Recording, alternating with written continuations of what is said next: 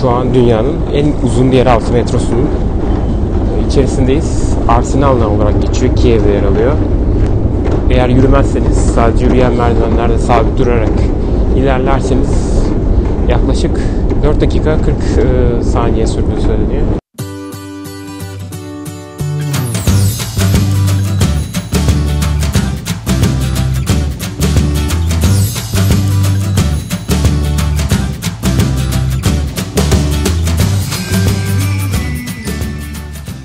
Ve sonunda kara göründü diyebiliriz herhalde. Yaklaşık 4 dakika sürdü yukarı çıkmamız. Arsenal meydanına geldik. Buradan şimdi diğer ziyaret edeceğimiz noktalara geçiyoruz.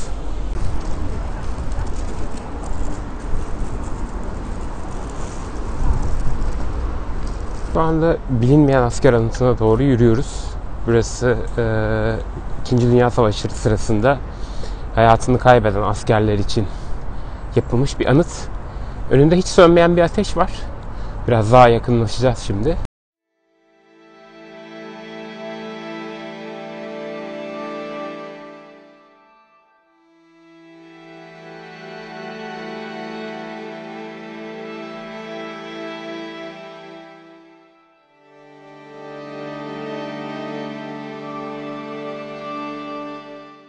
Şu an içinde bulunduğum meydan ve önünde bulunduğum heykel Holodomor soykırımı olarak iddia edilen bir olay üzerine burada inşa edilmiş. Holodomor nedir diyecek olursanız, Ukrayna halkının Stalin rejimine karşı baş kaldırması ile Stalin rejiminin Ukrayna halkına karşı bir ambargo uyguladığı bir çeşit ve buradaki insanların açlıktan büyük acılar çekerek hayatını kaybettiği yönünde tarihi bir iddia. Bunun tam tersi yönünde iddialar da var.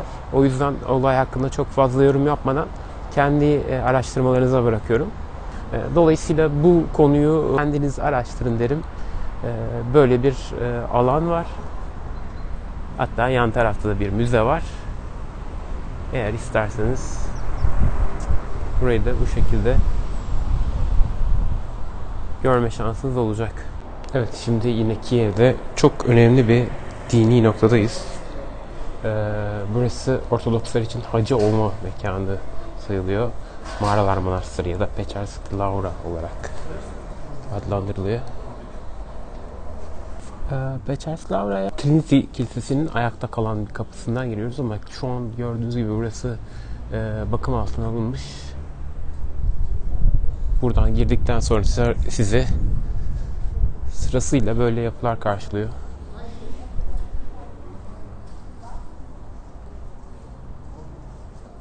Pechersk Lavra alt ve üst kısım olmak üzere 2 bölümden oluşuyor ve 28 hektarlık bir araziye dağılmış. İçeriye girdiğinizde ilk sizi karşılayan detaylardan biri, gördüğünüz gibi dev bir Pascal yumurtası var. Şimdi buna biraz daha yakından bakalım.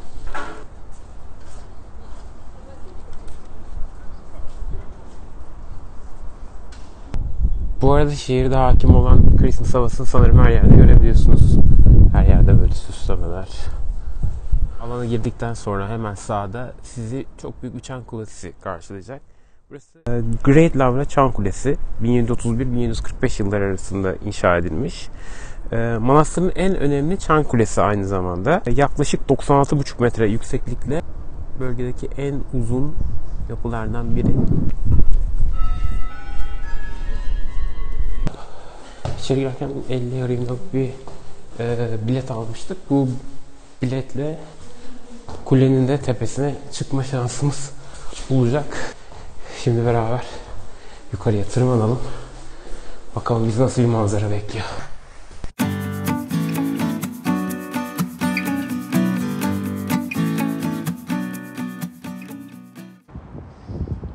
Ve sonunda en üst noktaya ulaştık. Çan Kulesi'nin olduğu kısma.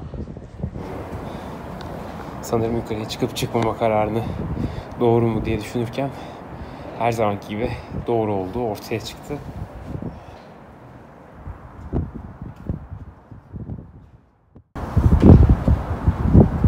Gördüğünüz gibi muhteşem bir manzara bizi karşıladı. Karşı Karşımızda Assumption Katedrali var. Onun yan tarafındaki bina ise katedralin yemek ihtiyacını karşılamak için yapılmış bir yemekhane. Yine tesis içerisinde yer alan diğer yapılar gözüküyor. Sağda gördüğünüz gibi biraz daha detaylı bakalım. Anavatan heykeli yer alıyor. Dnieper Nehri.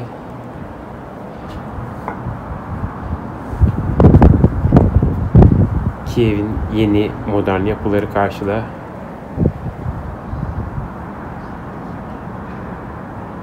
Buraya kesinlikle çıkmanızı tavsiye ediyorum. Gerçekten hani birazcık çıkarken yoruluyorsunuz ama karşılaştığınız manzara kesinlikle inanılmaz tatmin edici. Belki de şehrin en güzel manzaralarından biri olabilir. Fotoğrafçılıkla veya video sanatıyla uğraşıyorsanız muhakkak çıkın diyorum.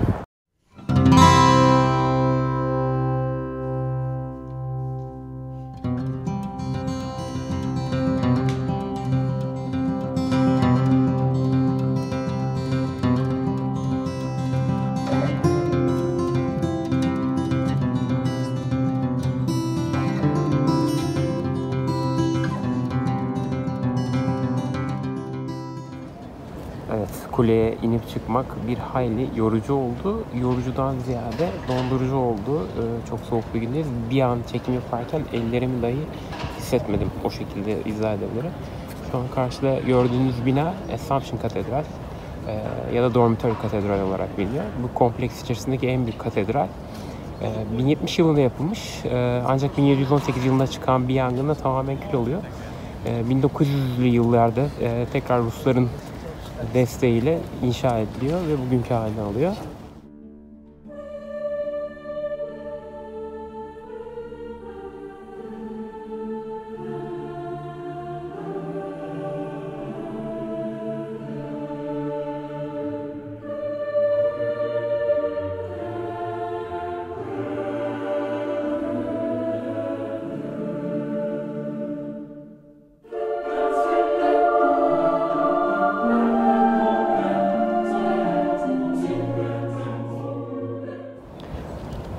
Evet, katedralden çıktık. Şimdi yine tamamen katedrallerden oluşan bir bölge. Yan tarafta Metropolitan Katedrali var. Gördüğünüz gibi bu Bizans mimarisi burada dikkatinizi çekmiştir. Kubbeli bir yapı var. Şimdi turumuza devam edeceğiz. Eğer Lavra Kulesi'ne çıkmak biraz zor geliyorsa Metropolitan Katedrali'nin yanında da bir kapı var. Oradan girerek bir gözlem noktasına ulaşabiliyorsunuz. Beraber bakalım, burada da güzel bir manzara olacaktır diye tahmin ediyorum.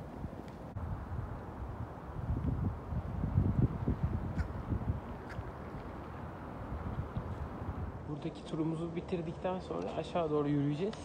Aşağıda gördüğünüz gibi mağaralar yer alıyor. Mağaralar nedir derseniz, Ortodoksların hacı olduğu yerler. Burası Ortodokslar için kutsal bir yer. Buradaki mağaralar diye ibaret edildiği zaman hacı olmuş sayılıyor.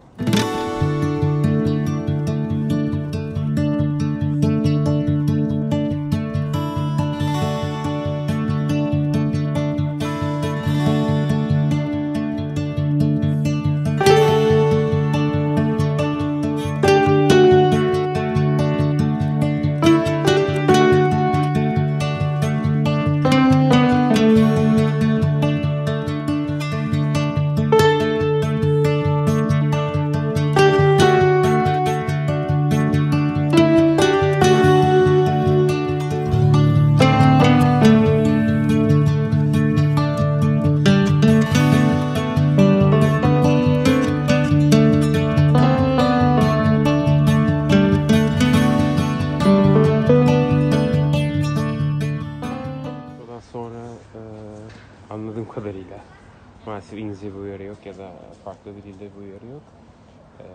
Gördüğünüz şeyler yasak. Bunlardan biri de kamera ve video çekmek.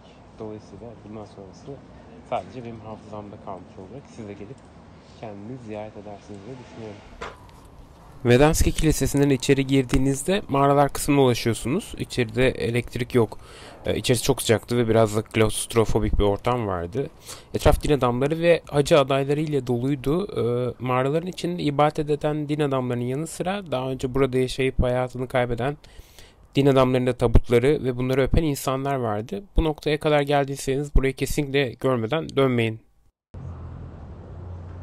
Bu yolun etrafında çeşitli askeri silahlar, araçlar vesaire bununla ilişkin figürler var.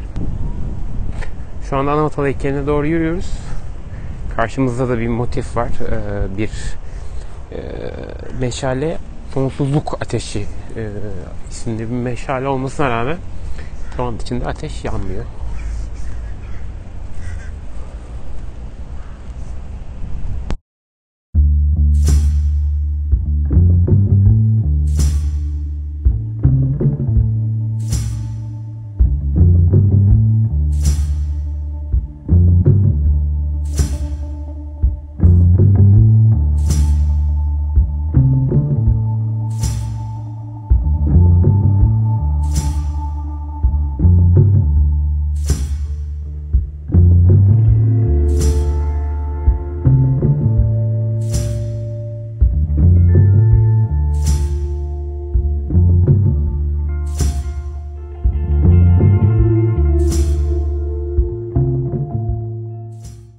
Önünde durduğumuz heykel Mother of Motherlands, yani ana vatan heykeli olarak geçiyor. Bu heykel Nazi-Rus Savaşı sırasında Ukraynalıların kahramanlığını ifade eden bir anıt. 560 ton ağırlığında.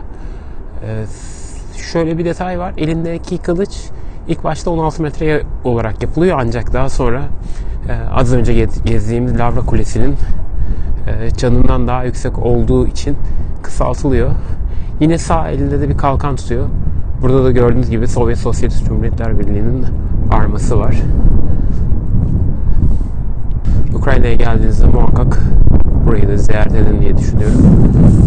Yakınlarda bir de savaş müzesi var ama vaktim olmadığı için buraya uğrayamayacağım. Belki daha geniş bir zamanda gelirseniz burayı da ziyaret etme şansınız olabilir.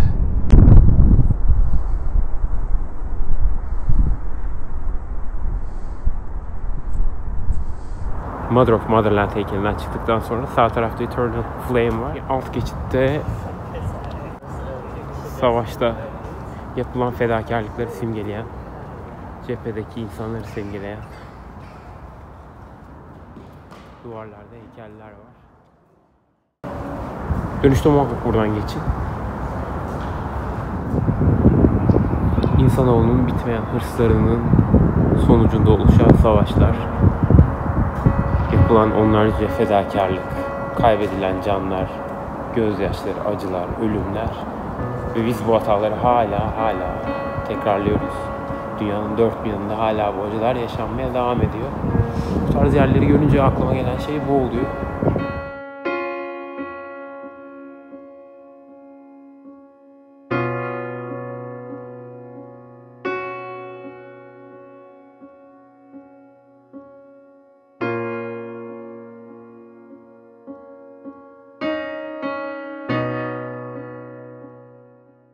Kiev'de Ulusların Dostluğu Anıtı'nın önündeyiz.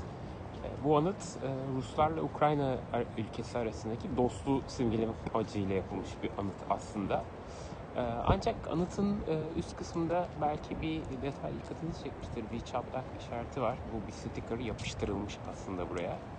Ve iki ülke arasındaki dostluğun aslında eskisi kadar da iyi olmadığı, son dönemlerde yaşanan olayların, savaş halinin diyelim, bir temsili olarak buraya koyulmuş. Bunun kaldırılması bile tartışma konusu yapılıyor. Aşağıda tadilat halinde alanlar var. O yüzden hani belki görüntüde biraz sıkıntı var ama nasıl muhakkak göreceğiniz noktalardan biridir. Ulusların Dostluğu Anıtı'nın bitiminde hemen sol tarafta Kreşatik bölgesiyle Vladimir Tepesi'ni birbirine bağlayan yeni bir yaya köprüsü yapıldı. Bu yaklaşık 6 ay kadar önce açılmış bir köprü. Bisiklet yolu var, cam paneller var. Şimdi beraber de inceleyeceğiz.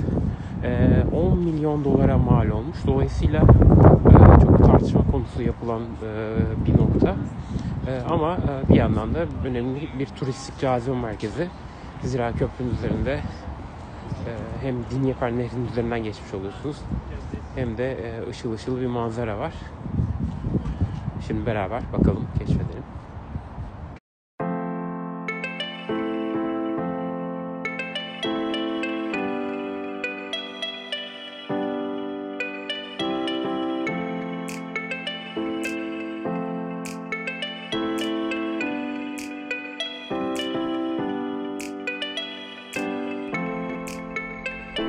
Kiev soğuk havasına karşın her daim içinizi ısıtan, belki turistik olarak biraz da değerinin altında kalmış bir şehir.